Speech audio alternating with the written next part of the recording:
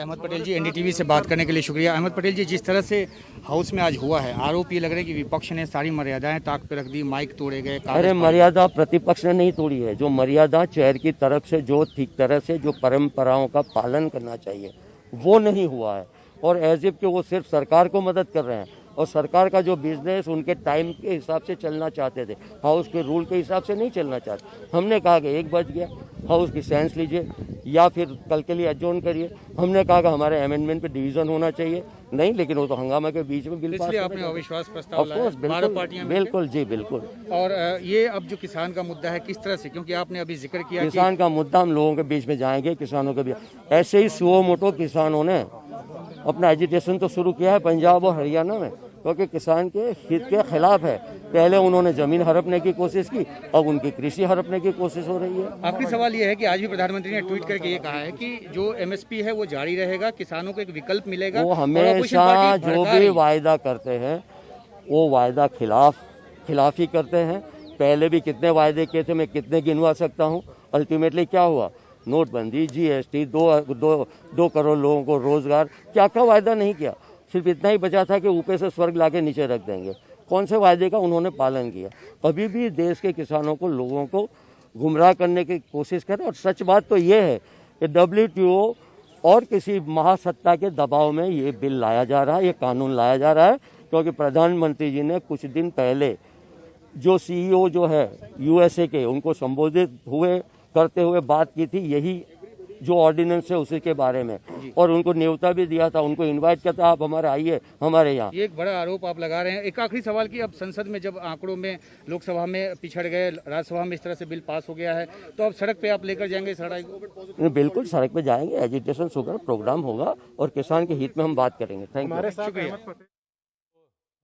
सुना अहमद पटेल को। सब विपक्ष में जो सांसद हैं वो विरोध कर रहे हैं। आप देख रहे हैं तस्वीरें, आज किसान भी सड़कों पर उतरे और तमाम पार्टियां भी, विपक्षी पार्टियां आज सड़कों पर उतरी इन बिलों के खिलाफ। हमारे साथ हमारे सहयोगी उमा शंकर सिंह हैं। उमा, जिस तरह से राज्यसभा में ये बिल आज पास हुआ ध्वनि मत से, तो ये स्पष्ट नहीं हुआ कितने लोग किस तरफ हैं, पक्ष में कितने हैं, विपक्ष में कितने हैं, और विपक्ष का ये मांग भी जायज़ है कि इस पर मत विभाजन किया जाना चाहिए था और इसको ज़बरदस्ती पास करा दिया गया।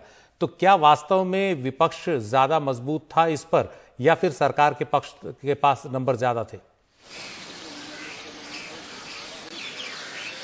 जी देखिए, ऐसे जो आंकड़ों की जो गुना भाग है उसमें ये लग रहा था कि सरकार के पास नंबर है और सरकार जो है उसको पास करा लेगी, क्योंकि बीजेपी के अपने करीब 85 सांसद हैं और उसके अलावा जो एलाइज पार्टनर और जो दूसरे जो कि हमेशा एक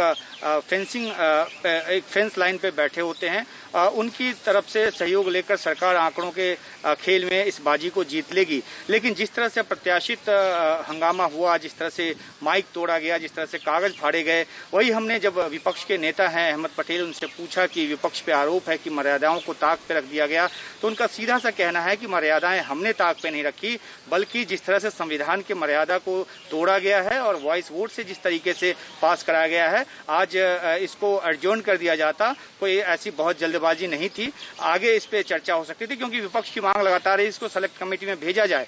और अहम बात जो विपक्ष की तरफ से कहा जा रहा है वो ये कि अगर कांग्रेस के समय के अगर बिल की बात करें, उनके मैनिफेस्टो की बात करें, तो उसमें उन्होंने कहा कि 22 तरीके के सेफगार्ड्स वो लेकर आए थे, लेकिन सरकार जो है वो उसकी बात नहीं कर रही। तो कुल मिला के विपक्ष का ये कहना है कि क्योंकि सरकार के पास आंकड़े नहीं थे, इस तरह की स्थिति पैदा हुई और इस तरह से बिल को राज्यसभा में पास करा लिया गया, और अब विपक्ष इस पूरे मामले को लेकर किसानों के बीच जाएगा, सड़कों पे जाएगा, गाँव में जाएगा। सुशील जी। उमा, तो जो विपक्ष का विरोध है वो सड़कों पर कितना मजबूत है अभी तक? क्योंकि अभी जो अलग अलग जगहों पर दिख रहा है, नेताओं के साथ तो बहुत ज्यादा किसान नहीं दिख रहे हैं, किसान अपने ही दम पर अलग दिख रहे हैं, तो कितना मजबूत ये विरोध होगा और ये विरोध कहां कहां तक है?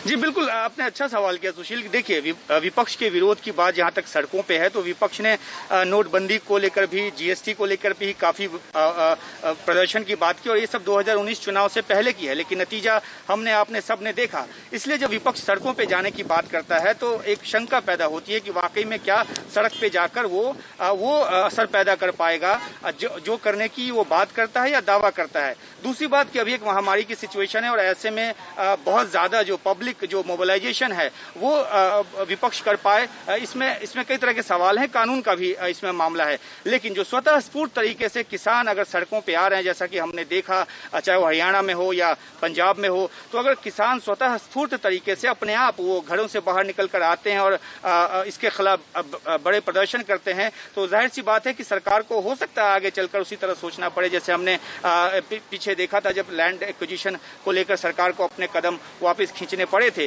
तो अब सारा दारोमदार इस बात पे है कि जनता का क्या दबाव, किसानों का क्या दबाव सरकार पे पड़ता है। विपक्ष तो अपनी तरफ से दावा हमेशा करता है कि वो जनता को जगाने का काम कर रहा है, लेकिन वो जब चुनावी नतीजे की बात आती है तो विपक्ष का जो दावा है वो धरा का धरा रह जाता है और सड़कों पे भी वो ताकत नजर नहीं आती विपक्षी पार्टियों में, जो कि इस तरह के विरोध में नजर आना चाहिए था।